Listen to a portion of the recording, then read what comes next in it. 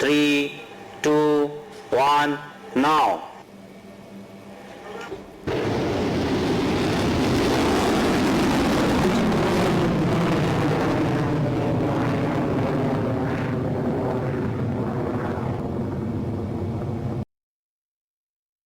জয় হিন্দ। ভারত ১লা মে ২০২৬-এ উড়িষ্যার উপকূলের ইন্টিগ্রেটেড টেস্ট রেঞ্জ হতে একটি লং রেঞ্জ অ্যান্টিশিপ মিসাইলের সফল টেস্ট ফায়ার সম্পন্ন করল। মিসাইলটি ১,৫০০ কিলোমিটার দূরের একটি সিমুলেটেড সি বর্ন টার্গেটকে আঘাত করতে সক্ষম হয়। এই টেস্টের দ্বারা মূলত মিসাইলটির টার্মিনাল গাইডেন্স প্রিসিশন, সেই সাথে লঞ্চ হতে অন্তিম পর্যায়ে আঘাত করার সক্ষমতা, মিড কোর্স ম্যানুভার্স এবং সাস্টেইনড হাই ভেলোসিটি ফ্লাইট ইত্যাদি বিষয়গুলি যাচাই করে দেখা হয়েছে। ভারত এই কারণে ১ মে থেকে ৩ মে পর্যন্ত বঙ্গোপসাগরে ১,৬৮০ কিলোমিটারের নৌটাম ইস্যু করে। পরীক্ষামূলক এই মিসাইলটির আপাতত নাম রাখা হয়েছে LRASHM, অর্থাৎ লং রেঞ্জ অ্যান্টিশিপ মিসাইল। এটি মূলত একটি এয়ারক্রাফট ক্যারিয়ার ধ্বংসকারী মিসাইল।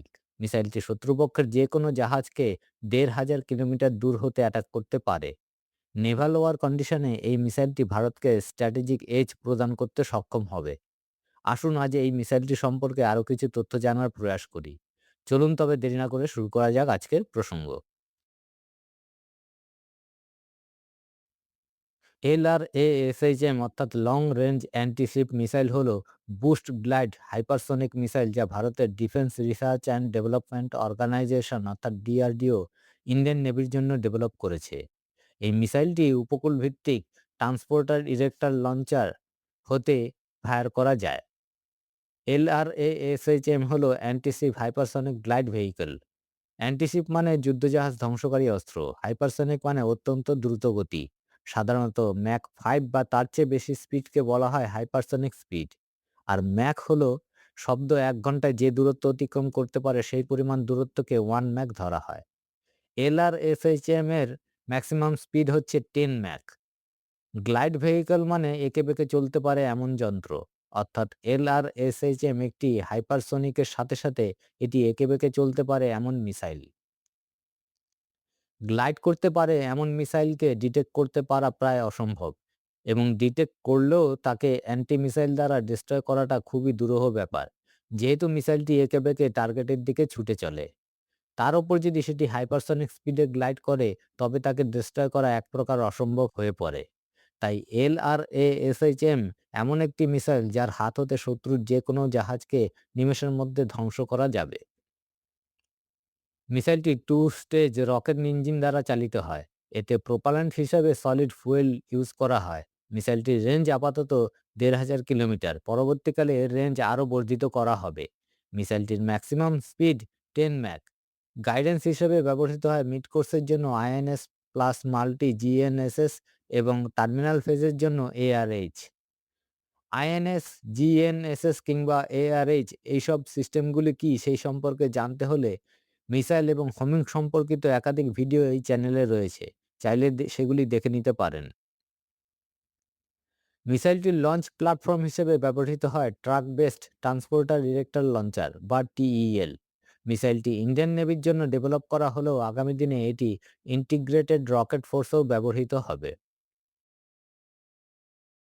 মিসাইলটিতে একটি delta wing hypersonic glide vehicle রয়েছে, যা একটি 2 stage solid propulsion rocket motor সিস্টেমের ওপর বসানো, যা এটিকে হাইপারসনিক স্পিডে আংশিকভাবে কক্ষপথে উৎক্ষেপণ করে।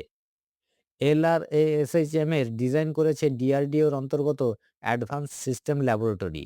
মিসাইলটি প্রস্তুত করেছে ভারত ডায়নামিক্স লিমিটেড।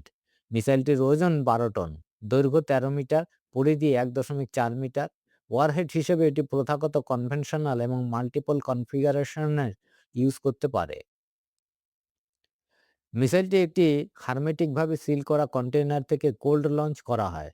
প্রথম পর্যায়ের সলিড রকেট মোটর জ্বলে ওঠার আগে এটি ২ বার অ্যাটিটিউড কন্ট্রোল থ্রাস্টার চালু করে। লিফট অফের প্রায় ৮ সেকেন্ড পর থেকে মিসাইলটির গতিপথ ৬ সেকেন্ডের মধ্যে ভার্টিক্যাল থেকে হরাইজন্টালে পরিবর্তিত হয়।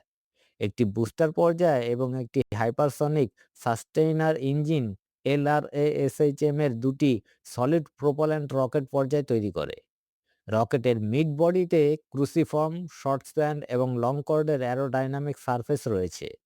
আর পশ্চাৎভাগে 4টি ছোট ত্রিভুজাকার ফিন্স অর্থাৎ পাখনা রয়েছে। ফিন্সগুলি ফ্লাইট স্টেবিলিটি প্রদান করে, যেখানে mid body aerodynamic surface, lift, flight path control এবং ম্যানুভারিবিলিটি প্রদান করে। ক্রুসিফর্ম ডিজাইন হাই স্পিডে অ্যারোডাইনামিক্স ড্র্যাগ কমায়। সরকারি সূত্র অনুযায়ী মিসাইলটি লঞ্চ ফেজে ম্যাক 10 স্পিডে পৌঁছায়। মিড কোর্স ফেজে মিসাইলটি ম্যাক 5 স্পিড বজায় রাখে এবং একটি কোয়াসি ব্যালিস্টিক ট্র্যাজেক্টরি অনুসরণ করে, যে সময় এটি অ্যাটমসফিয়ারের মধ্যে ব্যবহার করতে পারে। টার্মিনাল ফেজে মিসাইলটির সেন্সরগুলি মুভিং টার্গেটগুলিকে শনাক্ত করতে পারে। মিসাইলটি এমন মিশ্র ধাতু দ্বারা নির্মাণ করা হয়েছে যাতে এক্সেলারেশনের সময় 2000 ডিগ্রি সেলসিয়াস তাপমাত্রা সহ্য করতে পারে। হাইপারসনিক ফ্লাইটে অনবোর্ড কম্পিউটার সিস্টেমগুলি ইলেকট্রনিক কাউন্টার মেজার্স এবং রিয়েল টাইম ট্র্যাজেক্টরি অ্যাডজাস্টমেন্ট করতে পারে। মিসাইলটির রেডিও ফ্রিকোয়েন্সি সিকার হল একটি x band synthetic aperture radar যার মনোপালস হোমিং ক্ষমতা রয়েছে। এটি electronics corporation of India limited দ্বারা তৈরি করা হয়েছিল এবং এটি ব্রহ্মসের জন্য ডিজাইন করা একটি অনুরূপ শিকারের উপর ভিত্তি করে তৈরি। সাগরিকার সলিড রকেট বুস্টার পর্যায়টি এলআরএএসএইচএম এর প্রপালশন সিস্টেমের মডেল হিসেবে কাজ করেছিল। ডিআরডিও দলটি সাগরিকা এবং অগ্নি মিসাইলের জন্য তৈরি প্রযুক্তি ব্যবহার করে উৎপাদন প্রক্রিয়াকে ত্বরান্বিত করেছে এবং উন্নয়নের সময় কমিয়েছে। এটি একটি ল্যান্ড বেস অ্যান্টিশিপ মিসাইল যা মূলত এয়ারক্রাফট ক্যারিয়ার ধ্বংসকারী হিসেবে প্রস্তুত করা হচ্ছে ইন্ডিয়ান নেভির জন্য। পরবর্তীকালে শিপ হতেও লঞ্চ করা যাবে এমন মিসাইল বানানোর পরিকল্পনা রয়েছে।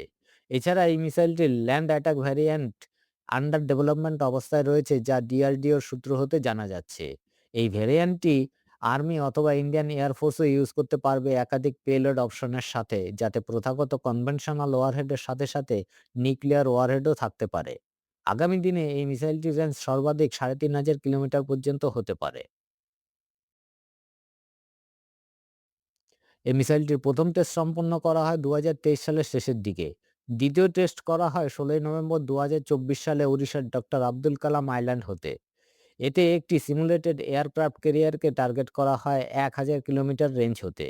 এছাড়া এই টেস্টের টার্মিনাল ফেজে মিসাইলের ম্যানুভারিং করার ক্যাপাসিটি, টার্গেটকে অ্যাকুরেসির সাথে হিট করার ক্ষমতা, ক্যানিস্টারের ফাংশন ইত্যাদি বিষয়গুলি পরীক্ষা করা হয়েছিল।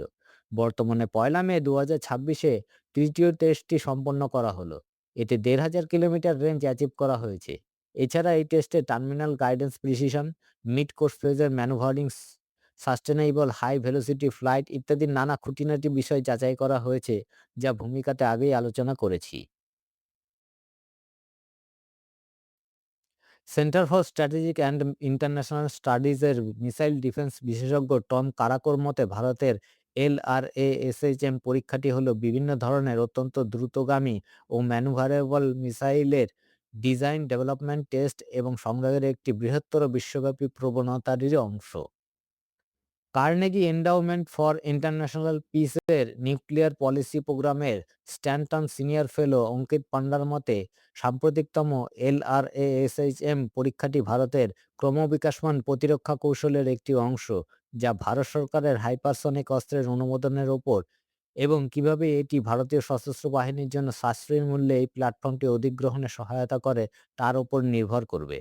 বর্তমান প্রজন্মের ক্ষেপণাস্ত্রের বিরুদ্ধে চীনের দ্রুত বিকশিত মিড কোর্স ডিফেন্স ক্ষমতার কারণে ভারতীয় স্ট্র্যাটেজিক মহল চীনের সাথে যে কোনো ভবিষ্যৎ সংঘাতে এলআরএএসএইচএমকে একটি কার্যকর বিকল্প হিসেবে বিবেচনা করে।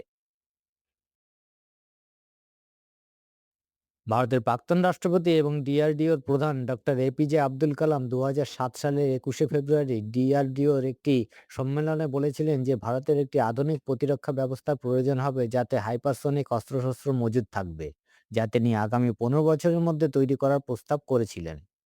সেই কথা মাথায় রেখে ২০০৮ সালে এই মিসাইলের ডিজাইন এবং ডেভেলপমেন্টের কাজ করা শুরু হলেও ফান্ডের অভাবে তা স্থগিত হয়ে যায়। ইতিমধ্যে ২০১৫ সালের মধ্যে ভারত মহাসাগর, বঙ্গোপসাগর এবং আরব সাগরে শিপ বেসড থ্রেট এবং লাইন অফ অ্যাকচুয়াল কন্ট্রোলের বাইরে জিনজিয়াং, তিব্বত এবং ইউনান প্রদেশে চীন থেকে আসা ল্যান্ড বেসড থ্রেট মোকাবিলার জন্য ভারতীয় আর্মড ফোর্স ১,৫০০ কিলোমিটারের বেশি রেঞ্জের একটি হাইপারসনিক মিসাইলের প্রয়োজন আছে বলে সরকারকে জানায়। তাই 2017 সালে আনুষ্ঠানিকভাবে দুটি হাইপারসনিক মিসাইলের ওপর কাজ শুরু করে ডিআরডিওর অন্তর্গত অ্যাডভান্স সিস্টেম ল্যাবরেটরি, যার একটি হলো এই LRASHM।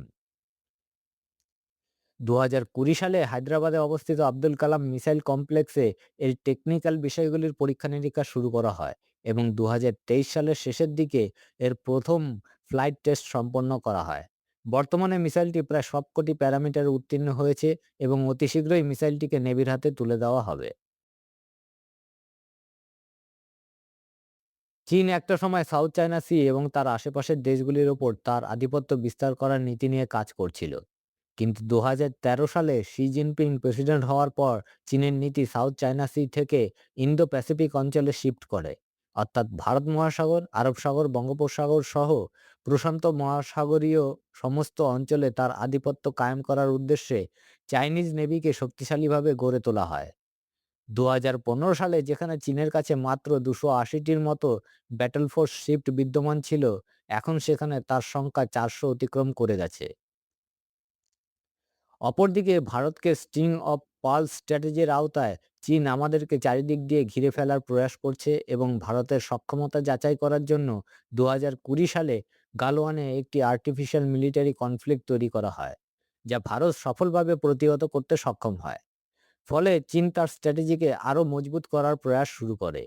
এতে যেমন বর্ডার এরিয়াতে মডার্ন ইনফ্রাস্ট্রাকচার ডেভেলপমেন্টের কাজ রয়েছে, তেমনি আধুনিক অস্ত্রশস্ত্র এবং সাইবার ওয়ারফেয়ার যুক্ত হয়েছে। ইতিমধ্যে চীন 2021 সালে দুটি হাইপারসনিক মিসাইলের টেস্ট করে। ফলে ভারত আর চুপ করে বসে থাকতে পারে না। তাই ভারতও ক্রমাগতভাবে চাইনিজ থ্রেটকে কাউন্টার করার জন্য তার ডিফেন্স সিস্টেমকে মজবুত এবং আত্মনির্ভর করে চলেছে।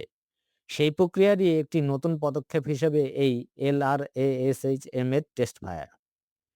এটা যেহেতু ল্যান্ড বেস লঞ্চিং সিস্টেম হতে লঞ্চ করা যাবে, তাই এই মিসাইলটি কেবল কোস্টাল এরিয়াকে সিকিউর করবে এমন নয়। এটা LAC এবং LOC অঞ্চলে ডিপ্লয় করে শত্রু দেশের 1,500 কিলোমিটার পর্যন্ত এরিয়ার যে কোনো থ্রেটকে ডিস্ট্রয় করার সক্ষমতা রাখবে। শুধু যে চীন এবং পাকিস্তানের কথা ভেবেই এই মিসাইলটি ডেভেলপ করা হয়েছে এমন নয়। জিওপলিটিক্স যেভাবে দ্রুত পরিবর্তিত হচ্ছে, তাতে যে কোনো দিক দিয়েই থ্রেট তৈরি হতে পারে। তাই এই মিসাইলটির রেঞ্জ আগামী দিনে আরও বর্ধিত করা হবে এবং একে শিপ হতেও লঞ্চ করার প্রয়াস চলছে। জয় হিন্দ, বন্দে মাতরম।